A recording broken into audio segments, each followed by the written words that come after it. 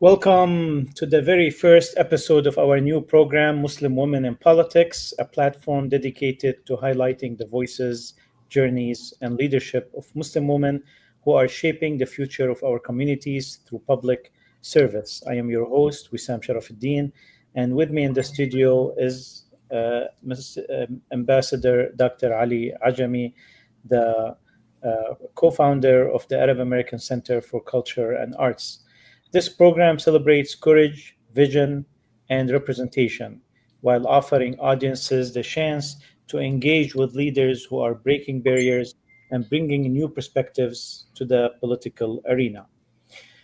For our inaugural episode, we are honored to feature Farah Khan, a trailblazer who is making history as the first Muslim woman to run for Farmington Hills City Council. Farah is a first generation immigrant who proudly calls Michigan and Farmington Hills her home. She has raised her family here and has long been deeply engaged in building stronger community connections. For her, this candidacy is both an honor and a responsibility, a chance to ensure that every voice in our diverse city is heard and represented. Farah's campaign is rooted in real solutions and community centered values. She is tackling the urgent housing affordability crisis, advocating for inclusionary zoning, first time homebuyer programs, and mixed income housing development. She is fighting to restore diversity, equity, and inclusion programs, ensuring that Farmington Hills remains a place where all minorities are represented and respected. She has also pledged to resolve challenges surrounding the Caustic Center, prioritizing transparency and senior programming, to push for values based budgets that reflect residents' priorities rather than outside interests, and to advance environmental solutions from humane deer management to renewable energy initiatives and green infrastructure. Farah Khan represents both the aspirations and the resilience of our communities. She stands at the intersection of representation, responsibility, and hope, and we are delighted to have her as our first guest on Muslim Women in Politics. And to start, I'm going to go to Dr. Ali for his introductory words, and we're going to go to you, Farah, to talk to us about how did your journey in politics begin? Dr. Ali, تفضل. Yes, good evening, everyone. Good evening, Farah, and we welcome to our first episode of our new program, Muslim Women in Politics. We are honored here to host an important conversation about the role and position of Muslim women in politics. Around the world, Muslim women are stepping into leadership, breaking barriers, and bringing fresh perspectives to political life. Yet, their journeys are often met with unique challenges, stereotypes, and questions of identity. Today, we have the privilege of hearing directly from an inspiring woman, Farah Khan, who is redefining what means to lead with faith, courage, and vision. Our discussion will explore her personal journeys, the barriers she faced, and the opportunities ahead for future generations of Muslim women in public life. Most importantly, we want to learn from her wisdom, experience, and hopes for the future. Back to you, Sam.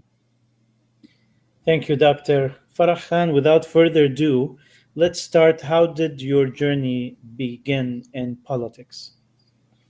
Well, you guys have put a lot of responsibility on my shoulders to be the first, the pilot, for the pilot program for the Muslim women. But I'm honored to be here, and the politics started like 2 years back. Actually, I have been an activist all my life since childhood. I was always with the people who were being ridiculed or, made fun of, and I would stand with them rather than the people who were, bullying people.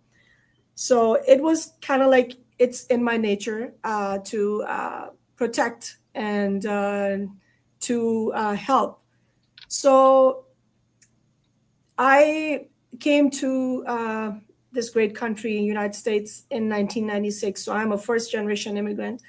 And here I saw a lot of opportunities, and uh, I tried to take those opportunities to provide help to other people as well, to make life better for other people. Um, Wherever I can help, I tried helping, at work, going to my neighbors, in the family, friends. But I think the real journey began 2 years back. And we all know in October 2023, what a horrific atrocity started. And it shook all of us, and it was just not possible to sit back and just watch. We had to do something. And at that time, I came across an organization. It was called Abandoned Biden. And I thought, you know what? This is the right thing to do, to get involved and to get involved with the right people who are standing up for the right reasons. So it just fit right. It resonated with me, the values, the fight. So I joined the Abandoned Biden movement, and I was the co-chair for Michigan. And we did a lot of protests.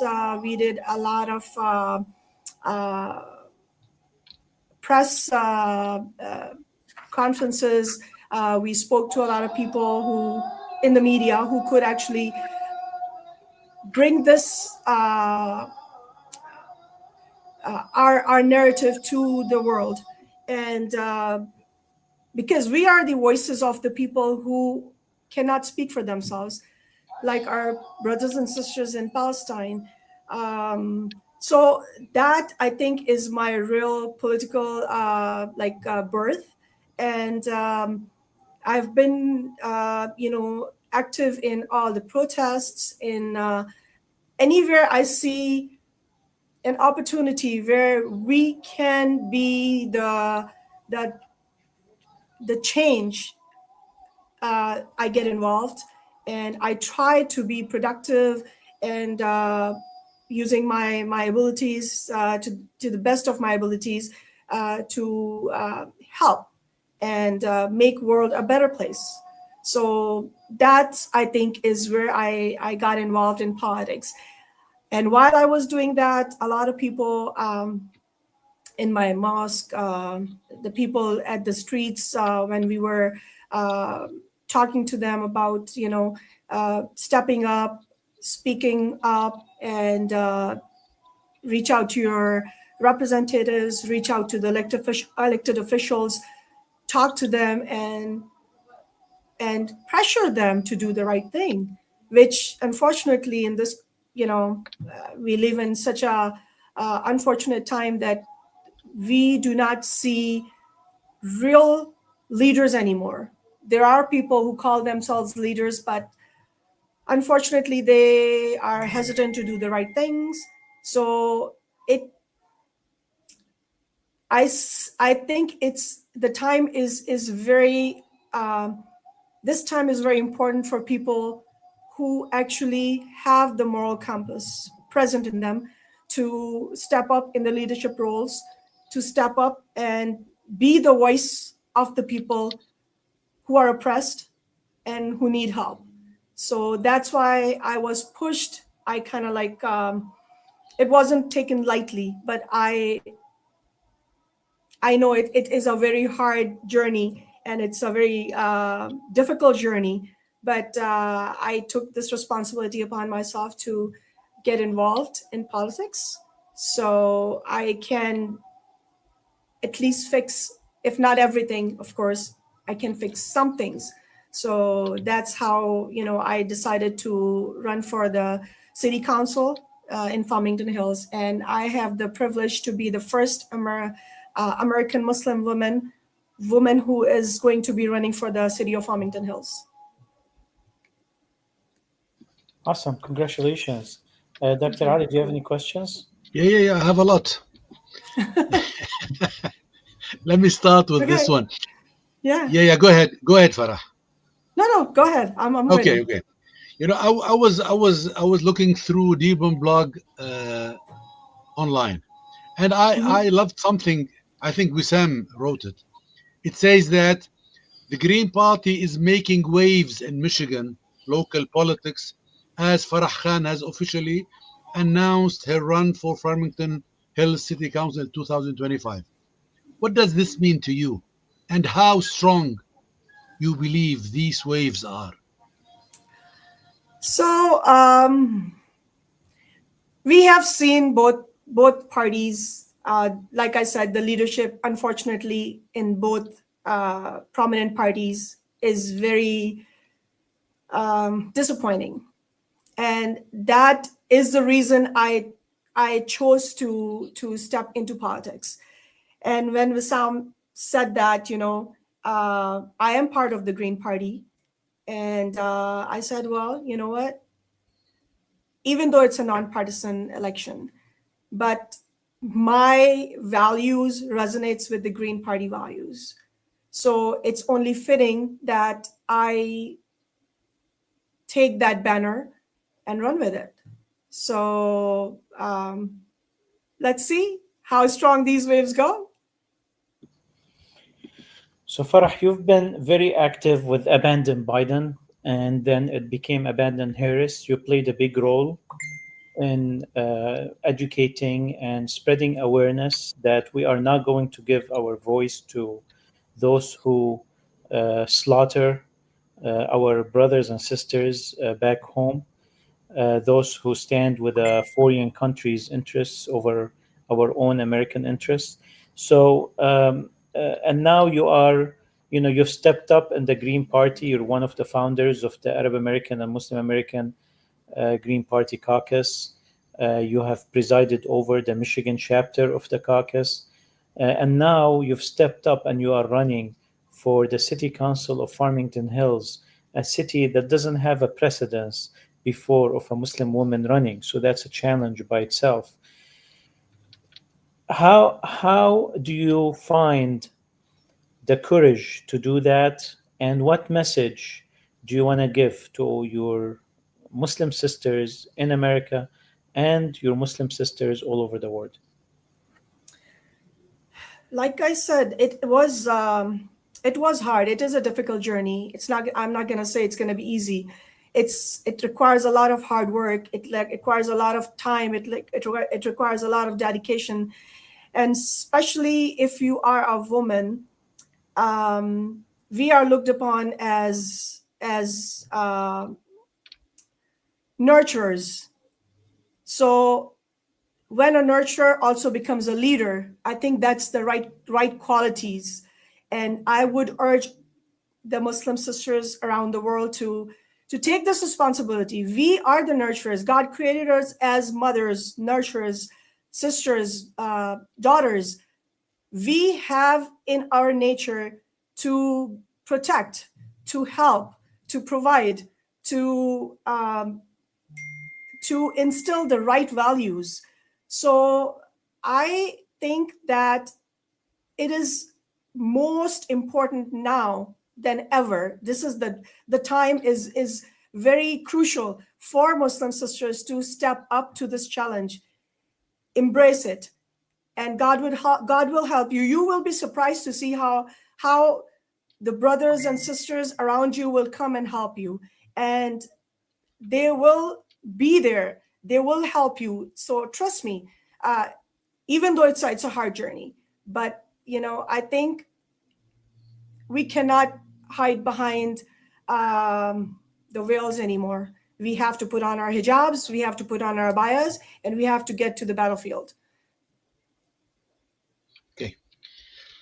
Farah, I'm asking you now, as the president of the Michigan chapter of the Arab American and Muslim American Green Party caucus, what do you think, what can you do to strengthen in this role, to strengthen and empower the Muslim woman's role in politics in Michigan, in the United States? Brother Ali, I think that I, as a non-Arab, I am a Muslim Arab. I am a Muslim woman, but not Arab. I think it's time that we need to bridge the gaps. We need to come together as one community, as one ummah. And I think me being the president, it shows that it's open. We are open to anybody and everybody. Please join us, caucus, make it a strong. Together we can do the right thing. Together we can bring the change. Together we are strong. So I do not see anyone as Arab, non Arab. All I see is humanity. All I see is Muslims and humanity above everything. So I think we need to get out of our silos. We need to get united. We need to forget about everything else. Just think that humanity is above all. Human life matters above everything. I think the value of human life is more than anything that you can value. So we need to get together. We need to put people first. We need to put humans first. We need to put community interests first. And we need to work together to make our country a place, a world a better place. And we need to help our brothers and sisters who are in crisis right now. We are their only hope. We need to work hard and bring change and bring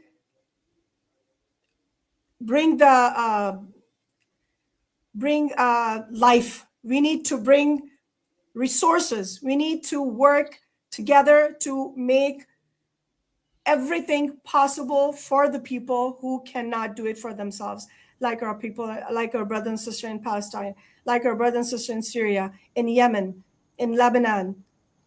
So, I mean, it's just the beginning. It's just the beginning. We have a long road ahead of us, and we have to work together to do the right thing. Thank you, Farah. And we have a question from Sam Ulabi. What was the reaction and feedback after you announced your campaign? Well, from my mosque, it was very positive. And when I went out in community collecting signatures, I had a very good response around from Farmington Hills. I did have some challenges like my hijab. So some people were like, one person actually asked me that, are you going to make everybody wear this? And I was like, this is my personal choice. This is not something that we impose on people. This is a personal choice that I as a Muslim woman like to, present myself like this. So I said, no, this is not it is not going to be imposed on anybody. This is a personal choice. And so it was taken very, very positively. How was your family's reaction? Tell us a little bit about your personal family. Do you what worries do you have, or what kind of arrangements you have to make to ensure that you get your family's support and you meet their needs while also dedicating a lot of time for this? Well, my family took it well. At first, my mom was very concerned, and she kept saying, "Don't do it, don't do it." And I said, "Mom, well, somebody has to do it." So, and she's like, because of the situation that we all are facing, the police coming to anybody's house and presenting themselves as ICE or whoever. And she was really concerned. And I said, well, I just need your prayers and I'll be okay. And my kids, they are a little concerned because they're like, okay, who's going to make food? I'm like, don't worry, I'll get your food ready. And they're like, oh, will you be able to, be home and, go to places with us? And I said, well, we'll make time. And let's just get there first, one step at a time. If I make it there, when I get there, then we'll see how we can balance life and work and home and family. But they have been very supportive so far. How old are your kids? I have three in college and one in high school, so Okay. they're older. Or, okay. My question to you, Farah, now is about being both a woman and a Muslim. How did you manage to navigate in political spaces that are mostly, oftenly male dominated? Yeah, I do feel sometimes, that I'm looked upon as inferior or, um, uh, how women, it's a male dominant society. That actually gives me more courage, more strength to be, to push the limits harder and to show that we can, like I said, we are the nurturers, but when we step into the leadership role, you will see that we can make the difference, and we will provide with the right values, with the right morals to our children, pass it on, and make.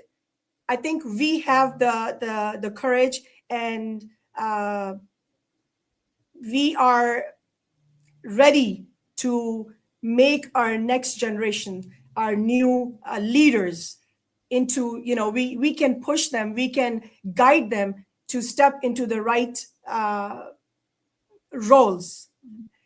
I have been telling children, and I have told my own children, my nieces and nephews, and even in the masjid and in the community, when I talk to people, I say, you guys are the future.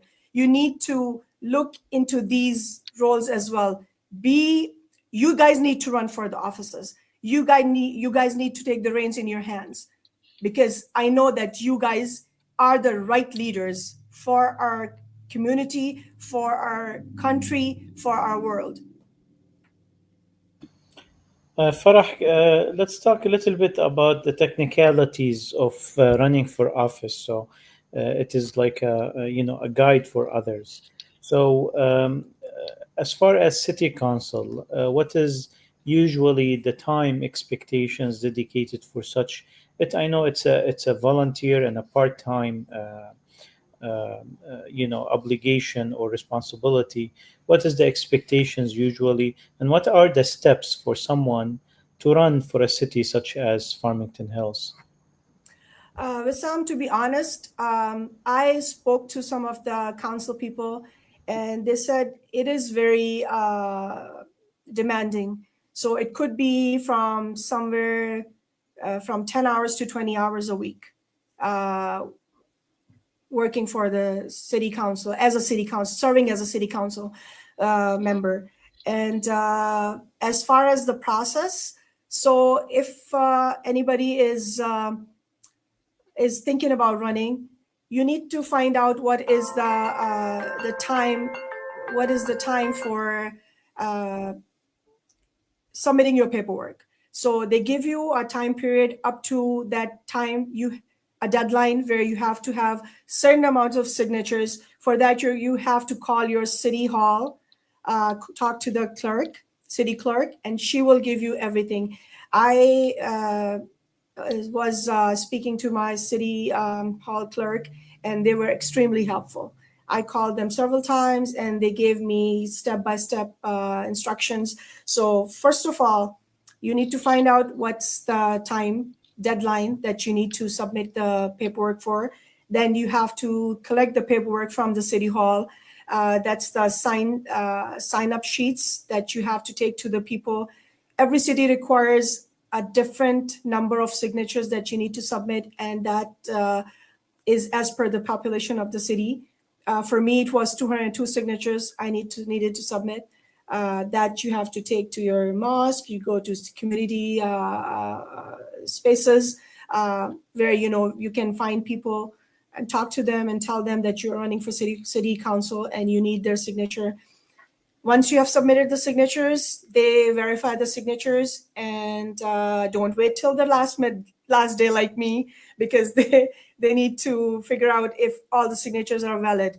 If the voters and all the signatures you're going to get, make sure that they are the residents of the city you are running for, and they are registered voters, and the signature that they're putting on your sheet is the legit signature that they have on their driver's license, because they tally the signatures with their city records.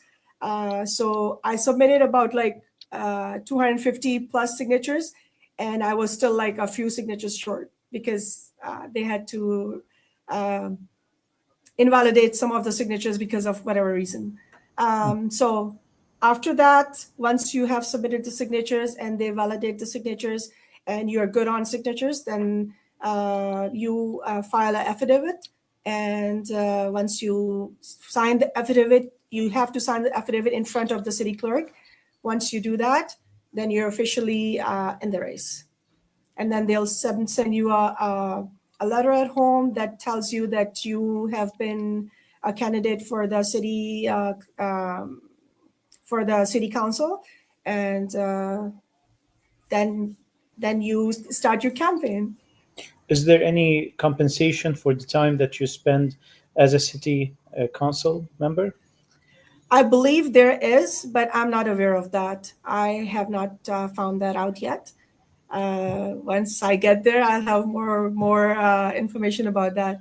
But I heard that it is a some compensation is there. But see, this that wasn't the reason I was running for city, so I didn't really find out about that. If it comes, good. If it doesn't come, I still want to do the right thing. I still want to be at the table, so the decisions taken are inclusive, and I can represent the marginalized communities, the Muslim community, the underlooked communities. So that was my reason for running for office. Okay, Farah, after stepping into this arena, the politics, were there any specific obstacles you faced, you encountered, whether from your society, from institutions, or within your own community? Fortunately, no. I have not came across anything that would stop me. Just I think dialogue is keep your dignity and dialogue with people. If somebody thinks you are not right, have a dialogue with them. Why do you think so? I think what we are lacking now right now, we just make assumptions, we just pass judgments on people. That is not right. If you think somebody is not who they say they are, you just come up to them, talk to them, because I see with dialogue you can turn your opponents into your friends.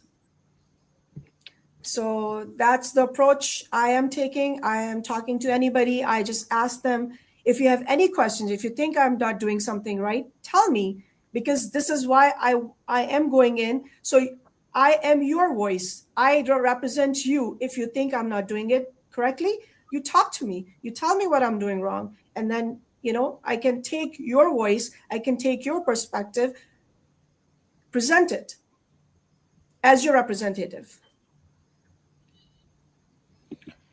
All right, so Farah, this we are the Arab American Center is headquartered in Dearborn, Michigan, and a lot of Dearborners might not be frequent visitors to Farmington Hills. So tell us some of the features in Dearborn in Farmington Hills that maybe we should visit it for or consider moving there for. Well, I'm here, so that's the biggest reason. I was about to say it. uh, you know, I have found Farmington Hills very welcoming, other than, when I'm protesting.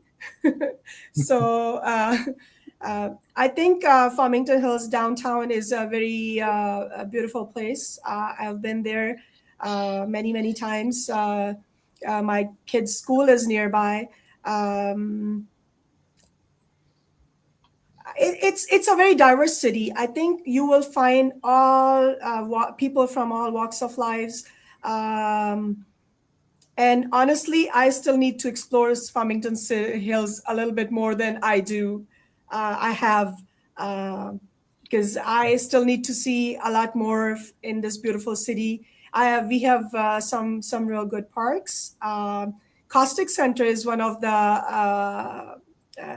one of the attractions, and that we have another. It's called the Hawk, and Caustic Center is very dear to the residents, especially seniors. And there have been talks about closing it down, and that's an issue for that needs to be addressed in Farmington Hills as well.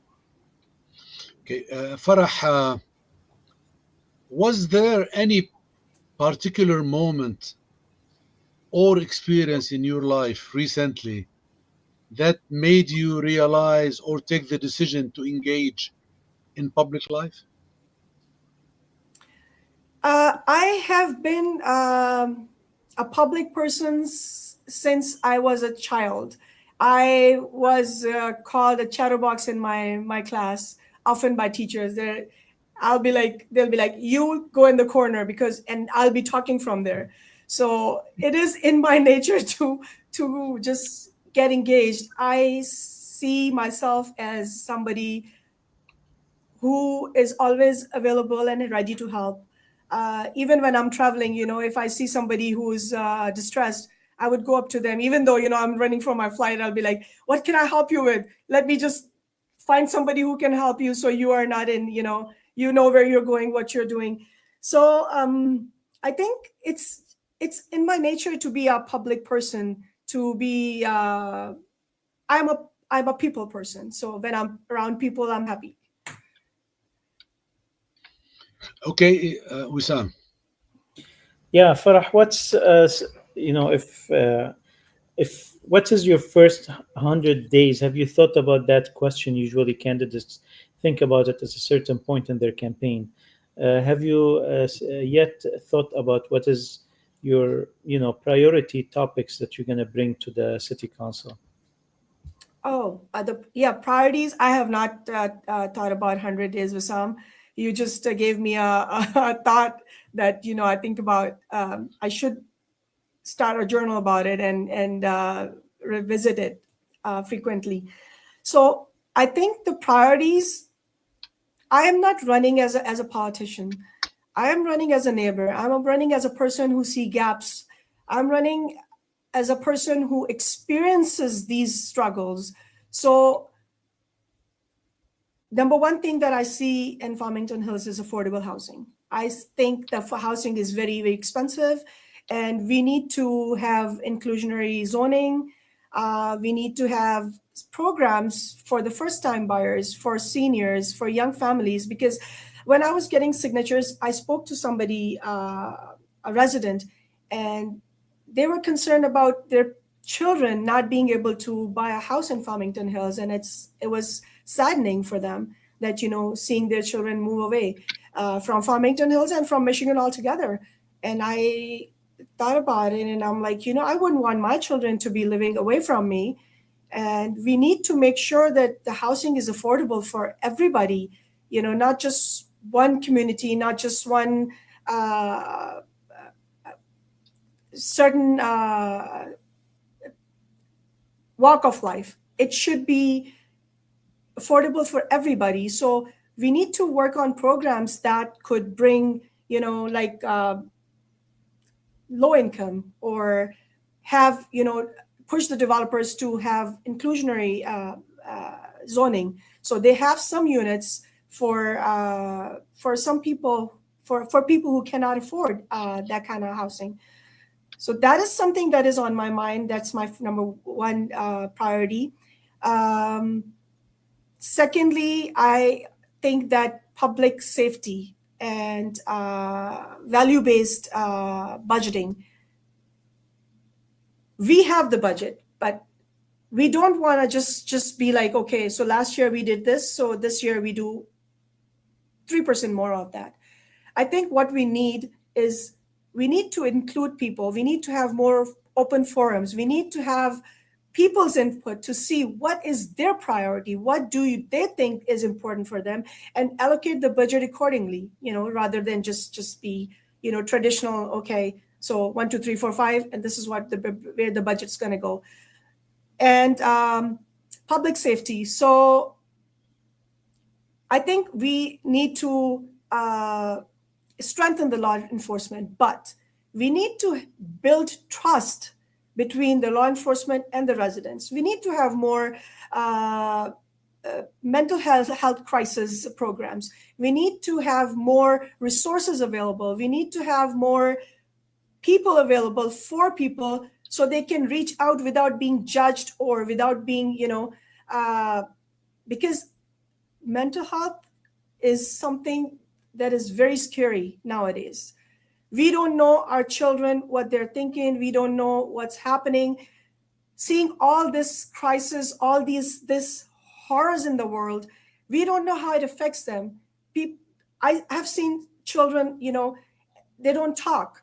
And I think they're just shutting down. We need to have programs for them, so where everybody feels welcome, and they feel like they won't be judged, and they can reach out.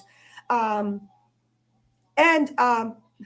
another problem that the farming hills faces is deer overpopulation. But I was reading somewhere that in the past 5 years we had 621 crashes, in accidents, deer accidents. This is a problem that we need to address, but humanely. I think we need to come up with data-driven solutions. We need to come up with some solution that is humane, but also fixes the problem. Um, and we need to have uh, responsible development. So we have housing for the people, but keeping our city's character, keeping the green spaces is very important. So these are my few priorities that I think. But again, I think more than what I think is more important. What more important than what I think is engaging with people, having more town halls, having more open forums, so we know what people are struggling with, what their concerns are, what their issues are. I think we need to put this above that. Even though you got to have a platform, so I just researched, and some things that I was struggling with, I took them as my platform. Because if I'm struggling and I see other people struggling, I spoke to people, and this is what I thought was the most important issues that I should address before anything else. Okay, Farah, we each of us has his own religious identity deep within him. At Yeah. the same time, we are working in an arena of secular political frameworks. How can you, Farah Khan, how can you balance both issues, being having the religious identity deep within you and working in a secular society, secular political frameworks? That's a tricky question, Dr. Dr. Ajami. Um, I think I, as a person, I believe in transparency. I believe in morality. I believe in integrity. When you have these values in you, I think it will not be as difficult. If a person sees you as a person who has his moral compass in place, who sees black as black, white as white, I don't think it will be difficult. That's how I think. But I am a very I'm a newbie in this political arena, So I think I will learn as I go. But if, as a Muslim, I think if your heart is in the right place, if you fear God, if you see humanity above all, I think God will make a way for you.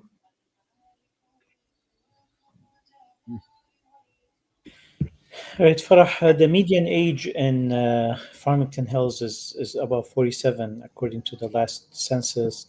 The population leans towards of the more mature age. There's a significant senior segment, 17.5% of the population are between the ages 65 and 84. And there's a decline in the population in the last 5 to 6 years. There's about 84,000 residents in Farmington Hills with median housing of about $386,000 per house. All these do not indicate positive growth in the city. Um, is it is it something that some cities enjoy not having population growth, or is it something that a city looks at as a problem? I don't think leaving a city is not a concern. I think it should be a concern. Um, the You need diversity. You need like that resident said to me. She doesn't want her children moving away from her. I think it's a problem. I see it as an issue. If people are leaving the city, that means the people elected to take care of the city are not doing their job. They're not doing a right job. Uh, in my opinion, the cities, every city should be a model city to encourage other cities to do the same programs. To, I mean, every elected official should thrive, should put their best efforts to make sure that our city becomes a model city for other cities to follow. So I think if people are leaving, that's a problem. That means we need the right leadership. That means the leadership we have is not doing a very good job. Okay, Farah, can you share with us and with our viewers any success story where your voice made a real difference in politics or in society? Any Um, success story, so inspiring one. recently, so when we started uh, resolutions, ceasefire resolutions, that was, every city was doing it. I was involved in Northville ceasefire resolution, and it was a group of 6 or 7 people, and we were talking to the city officials, we were talking to the mayor, and we did get the proclamation because the city council was not on board. So the mayor, he said, okay, he listened to us, he talked to us, and he is a good person. So he said, you know what, I will allow the proclamation. And he issued the proclamation for Northwell City. And we have been celebrating Peace Day. And he said, you can have a peace day. So it's 3 peace days. We have, it's going to be the third one. We have celebrated 2 peace days in Northville, where we invite everybody and we have them come, talk, enjoy the food, the diverse cultures. We bring in henna, so people come and get the henna tattoos, and it's been very successful. Which is, I considered it a success. We going there, talking to people, talking to the council. Where there was some resistance from the some residents, but we did get the peace resolution proclamation there. And recently, after that, I was involved with the Oakland County peace resolution. So the group of people I was working with, we kept going and going and going, and finally they have adopted two peace resolutions, which is one is world peace. It's a foreign policy, about foreign policy, and one about the peace resolution. I consider it a big success, and I think we are making the waves, and hopefully soon enough we can change the system, break this two-party chains, and bring fresh perspective, bring new leaders, bring good people, bring them to step into these roles, and we can make this country the United States of America again from the United States of Israel's. Mhm.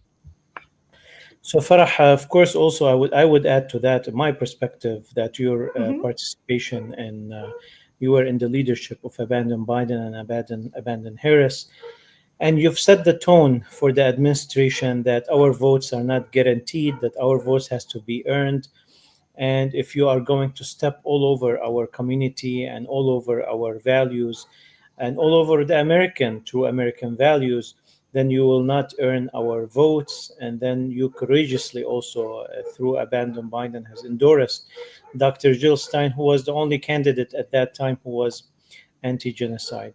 So also congratulations on that, and thank you for that. um, I come back to the question that ties it up to the title of this series. As a Muslim woman in politics, how do you find your Islam encourages you? You know, what are the strength that you gain from Islam in joining politics? And is there anything as a Muslim woman that you feel can be an obstacle in front of your political journey?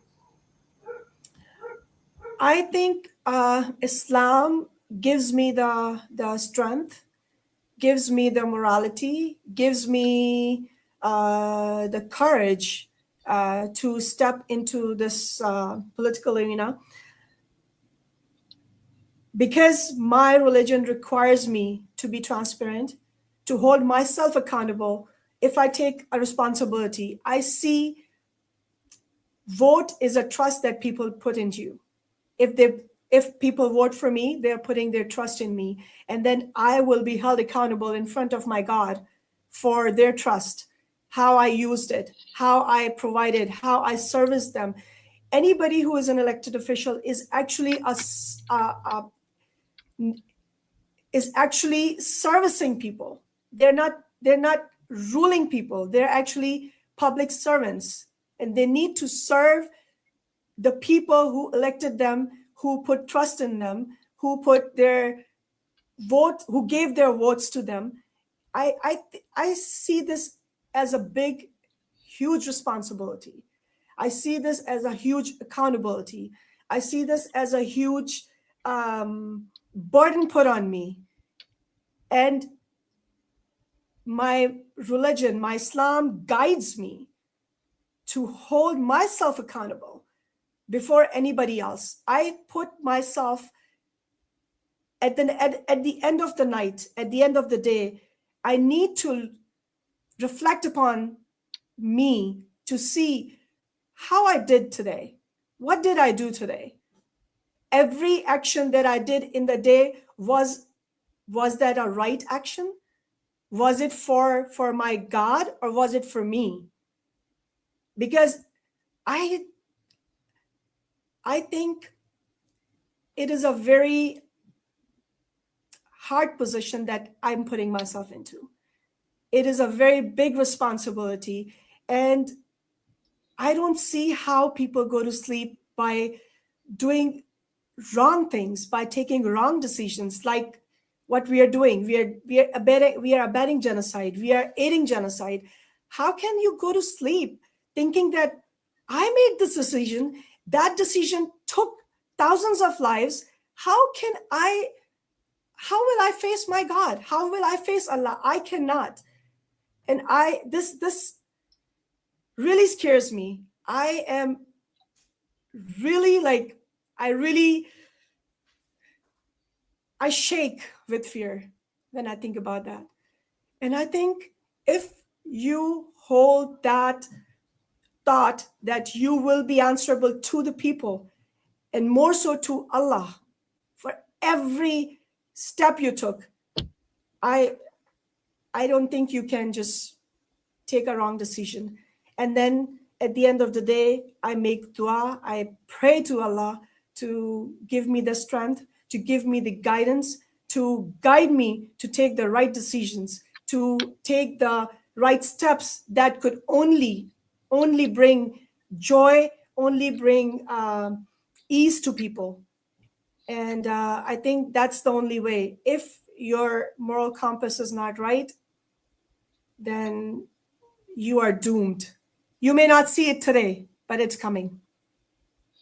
Okay, Farah, what advice would you give to young women, Muslim women, aspiring to enter politics?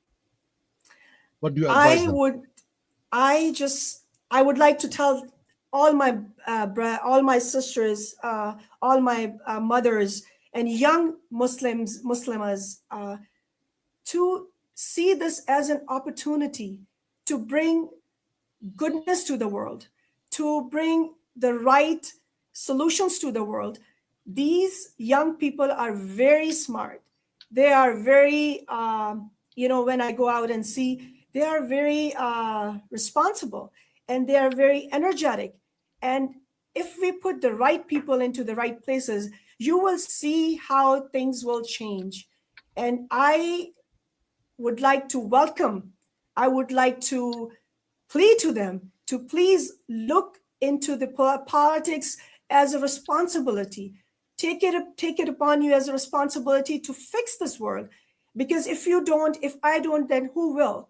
Somebody has to take the responsibility. If we just think that, oh, somebody will do it, nobody will do it. You become the hand of the change for the change that you want to bring. So, like Dr. Martin Luther King said, the right time to do the right thing is right now. So there will not be a time when you think, okay, you know what, I'll do it then. Right now is the right time to do the right thing. So step up, my sisters, step up, my daughters, step up to the role, take this responsibility, take this challenge, and you will be victorious. Well, with that, we would like to thank you, Farah. And is there any final questions, Doctor, before we give the final word to Farah? I have a lot of questions, but let me finish by this one, only quick one. Uh, Farah Khan, hoping that you will succeed. What legacy do you think or do you hope to leave for future generations of women leaders? Huh. I would say for that question, um, it's never too late. You can, anybody can do it, and anytime they can do it. So my sisters, step up, have Quran, have Islam your moral guidance, have humanity your moral guidance, and just do the right thing. And you will make the legacy. The legacy will make itself. Any final words, Farah? I just want to say thank you for inviting me, and I feel honored to be the pilot program for the Muslim women in politics. And I just hope that more sisters can come into politics and take up this responsibility, become the nurturing leaders that we are, and change this world into a better one. Because the world can use some betterment, some goodness now. Well, thank you, Farah, and thank you, Dr. Ali Ajami, for co-hosting this program, Muslim Women in Politics, Episode 1, on the Arab American Culture Center for Arab American Cultures and Arab American Center for Culture and Arts. And hopefully we'll see you again with many more episodes to come. We are already preparing for episode 2. Farah, we wish you the best of luck. Thank you for all your public service so far, all your sacrifices. For those who would like to get in touch with Farah, we left your website, votefarah.com. I'm glad you found this easy. Uh, It you was. Yeah. Yeah. And all the best of luck. We know that this is not simply done, that you need a lot of volunteers, a lot of support. So, for everyone who watches this episode, please spread the word around. This is a historical moment, and the more Farah can focus on finding out what the people of Farmington Hills want, and the less she has to spend, on putting her campaign together, she can have more volunteers, the better she will perform. And her performance is a reflection of all the Muslim American community. So all of us are called to support her, and not only Muslim American. To tell you the truth, we also are just representing the working class, the diverse community, and America as it stands, what America stands for. We are true believers in America, and we want to contribute to this country that has given us all this opportunity to live under its beautiful constitution. So, with that, I want to thank you, and we'll see you in upcoming episodes. Thank you. Thank you, Wissam. Thank Thank you. you, Dr. Ali. Thank you. Thank Assalamu you. alaikum.